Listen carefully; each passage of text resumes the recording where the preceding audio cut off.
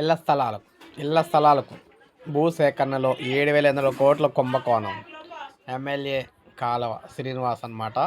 So ముఖ్యంగా వైకాపా ప్రభుత్వ హయాంలో ఇళ్ల స్థలాలకు భూసేకరణ పేరుతో 7,500 కోట్లు కుంభకోణానికి పాల్పడ్డారని, దీనిపై ప్రభుత్వం విచారణ జరిపించాలని రాయదుర్గం ఎమ్మెల్యే కాలువ శ్రీనివాసులు డిమాండ్ చేశారు. వైకాపా నాయకులు గుత్తేదారులు అక్కడ అవతారమెత్తి దోపిడీ చేశారని మండిపడ్డారు. పేదల సొమ్ము తిన్న పెద్ద నాయకులు భాగోతం బయటకైతే తీయాలన్నారు.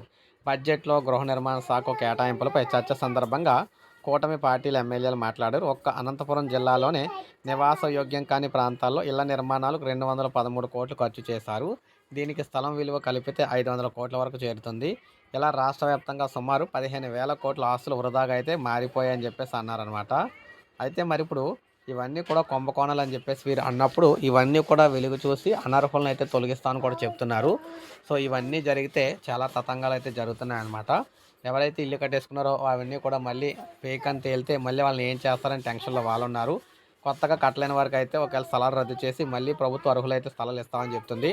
సో అదేం జరుగుతుందో భయం వేస్తుంది. సో ఈ విధంగా ఏదైనా ఇళ్ల స్థలాలకు సంబంధించి గతంలో తీసుకున్న ఇళ్ల స్థలాలకు సంబంధించి అందరికీ కూడా టెన్షన్గానే ఉందన్నమాట.